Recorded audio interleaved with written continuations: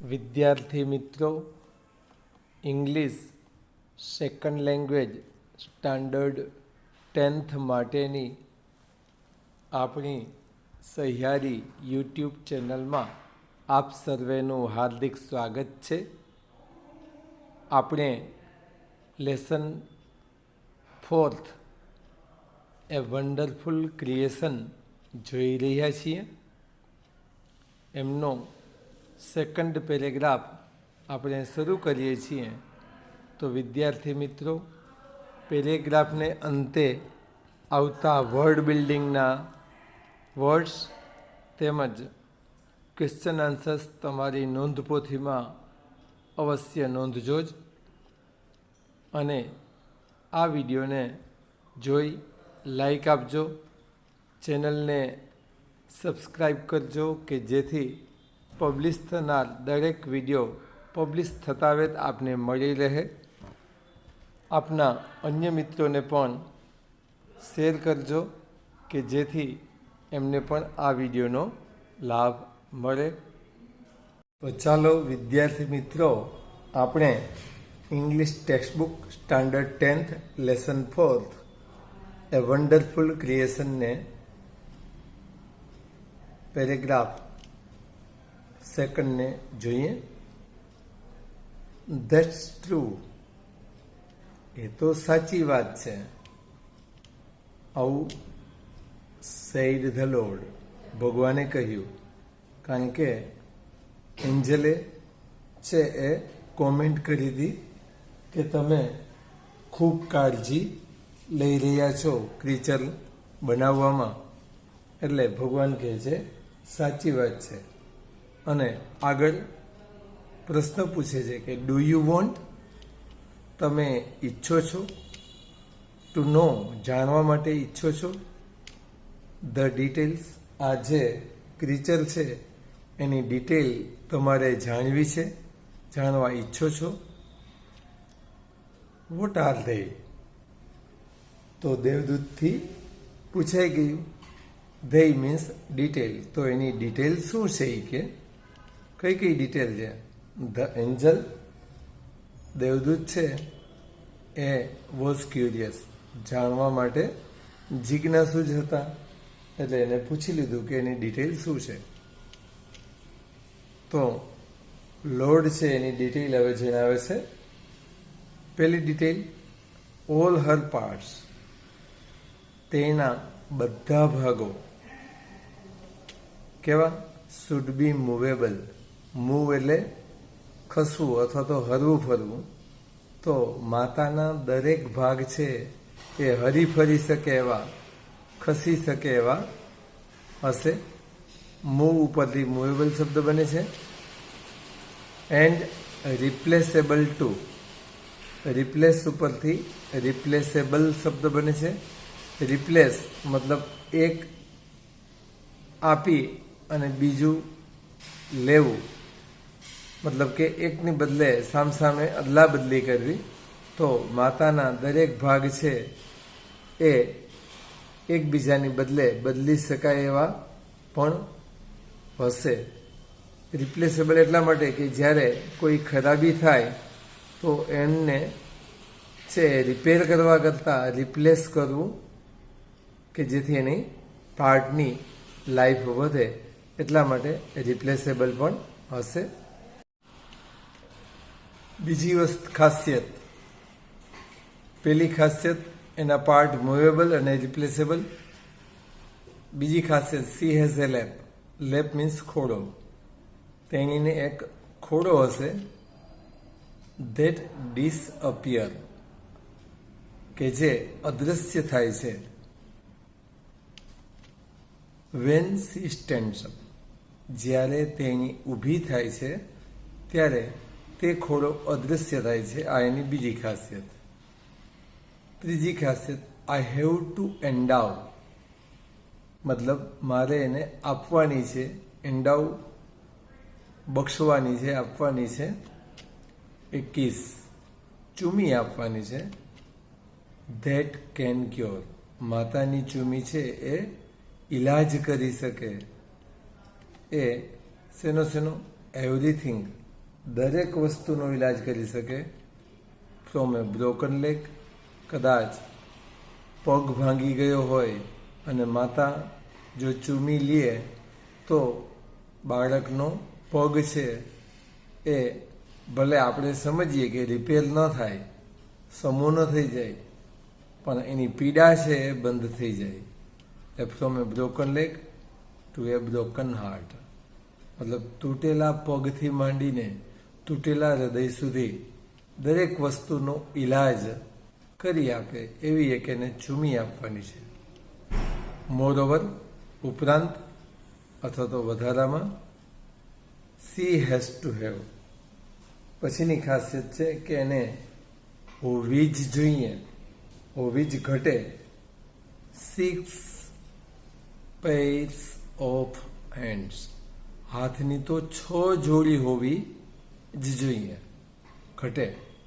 કારણ કે હાથની 6 જોડી મતલબ કે 12 હાથ ભેગા થઈને જેટલું કામ કરે એટલું એક માં કામ કરવાની છે. એટલે એને 6 જોડી કે હાથની હોવી જ પડે.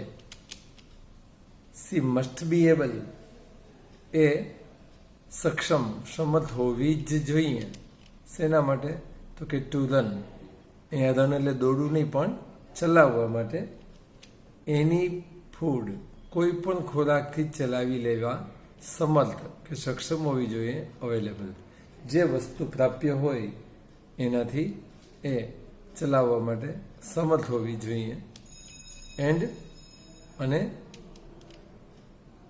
શુડ હેવ, હજી એક ખાસિયત બાકી રહી જાય છે, એક ડિટેલ બાકી રહી જાય છે કે એને હોવી જોઈએ 3 pairs ઓફ આઈસ, આંખની 3 જોડીઓ હોવી જોઈએ.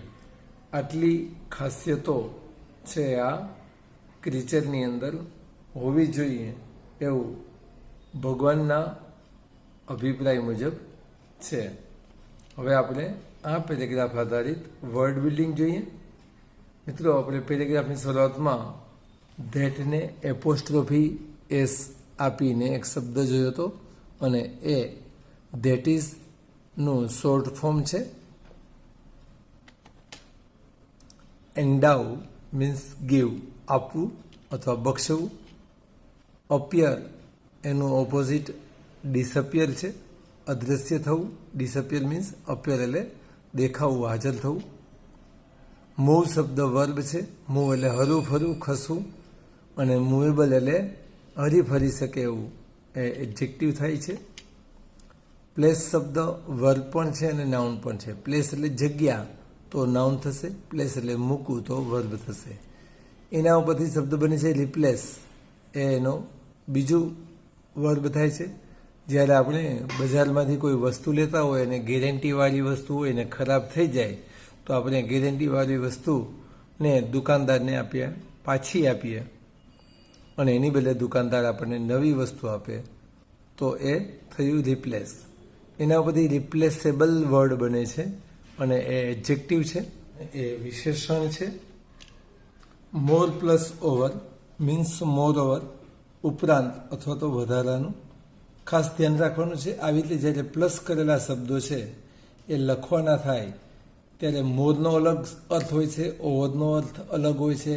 પણ આપણે ઘણીવાર અલગ અલગ શબ્દો જોવાના કારણે છે આપણે સાથે લખવાનો હોય ત્યારે છે સ્પેસ મૂકી દેતા હોય તો અર્થ બદલી જતો હોય છે, એટલે ખાસ ધ્યાન લેવાનું. એવરી પ્લસ થિંગ સેમ આની જેમ જ છે તો એને પણ સાથે જ લખીશું, કોઈ સ્પેસ નહીં છોડીએ. એવરીથિંગ. અવેલ શબ્દ વર્બ છે, એના ઉપરથી અવેલેબલ એડજેક્ટિવ બને છે. અવેલેબલ મીન્સ પ્રાપ્ય. નેક્સ્ટ હવે પેરેગ્રાફ આધારિત લાઇન અને એના ક્વેશ્ચન જોઈએ. That's true, said the Lord. Do you want to know the details? What are they? The angel was curious. તો આ લાઈનને આધારે ક્વેશ્ચન છે મિત્રો. Who was curious to know the details? જવાબ જોઈશું. હુ WH વર્ડ છે એટલે આપણે દૂર કરીશું અને ધ એન્જલ વર્ડ જવાબની શરૂઆતમાં મૂકીશું. પછી બાકીના શબ્દોને આપણે કોઈ પણ ચેન્જીસ કર્યા વગર એમને એમ લખીશું, એટલે was curious to know the details. Next question જોઈએ. All her parts should be movable and replaceable two.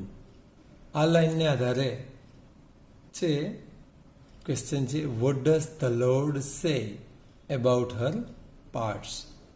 જવાબ જોઈશું. તો વોટ છે એને રિમૂવ કરીશું અને ડઝને છે એ સેમાં મર્જ કરીશું. એટલે પછીના શબ્દ એટલે કે ધ લોર્ડથી આપણો જવાબ શરૂ થાય છે. ડઝ છે એ સેમાં મર્જ થશે એટલે સેઝ થશે. પછી અબાઉટ હર પાર્ટ્સ પ્રશ્નના શબ્દો ઉમેરી ધેટ ઉમેરીશું. વોટનો પ્રશ્ન છે એટલે જ્યારે પૂરા વાક્યમાં જવાબ આપવો હોય તો આપણે ધેટ ઉમેરીશું. અને પછી આપણે અહીંયા ધેય રિપ્લેસ કરેલો છે ઓલ હર પાર્ટ્સને બદલે, કારણ કે આપણે અહીંયા હર પાર્ટ શબ્દ આવી ગયો છે એટલે બીજી વાર નહીં લઈએ. તો ધેય પછી બાકીના શબ્દો એમને એમ જવાબમાં મૂકીશું. Should be movable and replaceable. Next question જોઈએ. લાઈન છે આપણા પાસે, she has a lap that disappears when she stands up. અહીંયા અધૂરી લાઈન પૂરી કરવાની છે. મિત્રો ખાસ ખ્યાલ રાખજો, પ્રશ્નના શબ્દો આવું અધૂરું વાક્ય પૂરું કરતી વખતે લખવા ફરજિયાત હોય છે. તો જવાબ જોઈએ. C has a lap that, અહીંયાથી જોઈએ છીએ એમ લાઈનમાં છે જ એ જ સાથે જોડવાનું રહેશે. That disappears when she stands up. Next question. I have to endow a kiss that can cure everything from a broken leg to a broken heart. આ લાઈનને આધારે ક્વેશ્ચન બનશે, what can Har kiss do. Answer જોઈએ. Vote છે એ remove થશે, એવી જ રીતે ડુ પણ રિમૂવ થશે અને કેન અને હર કિસ આ બંને શબ્દો એકબીજાના સ્થાને રિપ્લેસ થશે એટલે જવાબ આપણો શરૂ થશે હર કિસ કેન. આ ડુ છે એ ક્યોરની જગ્યાએ રિપ્લેસ થઈ જશે. Cure everything from a broken leg to a broken heart. Next. Moreover she has to have 6 pairs of hands. She must be able to run on any food available and should have 3 pairs of eyes.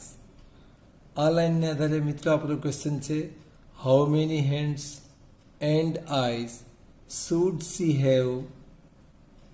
Answer જોઈશું, પણ answer જોતા પહેલાં ખાસ ધ્યાન રાખવાનું, hands and eyes બંને part જુદા છે, એન્ડથી જોડેલ છે, એટલે બંનેના અલગ અલગ જવાબ એક જ ક્વેશ્ચનમાં સાથે લઈ શકાય એમ છે, તો આપણે લઈશું. જવાબ જોઈશું મિત્રો. તો હાઉ મેની છે એક ક્વેશ્ચન WH વર્ડ છે, એને દૂર કરીશું. હવે જવાબની શરૂઆત હંમેશા નાઉન કે પ્રનાઉનથી કરવી જોઈએ. અહીંયા પ્રનાઉન તરીકે ક્વેશ્ચનમાં સી છે અને શુડ છે એને બેને એકબીજાના સ્થાને રિપ્લેસ કરેલ છે, તો સી શુડ હેવ. હવે પહેલો જવાબ આપણે હેન્ડ માટે લઈશું, તો 6 pairs ઓફ હેન્ડ્સ. એન્ડ જે અહીંયા ક્વેશ્ચનમાં છે એન્ડને લીધું, અને આઈઝ માટે હવે જવાબ ઉમેરીશું 3 pairs of eyes. Next line જોઈએ. She will be able to. Line અધૂરી પૂર્ણ કરવાની છે, તો જવાબ લખતી વખતે એને ફરી રિપીટ કરીશું. She will be able to. પછી આપણે જોઈએ છીએ અહીંયા પેરેગ્રાફમાં run on any food available. આ રીતે આપણે જવાબ પૂરો કરીશું. Thanks for watching. મિત્રો મારા આ વિડીયોને લાઈક આપજો, ચેનલને સબસ્ક્રાઈબ કરજો કે જેથી પબ્લિશ થનાર દરેક વિડીયો આપને સરળતાથી મળી રહે, અને અન્ય મિત્રોને પણ શેર કરજો કે જેથી એમને પણ લાભ મળે.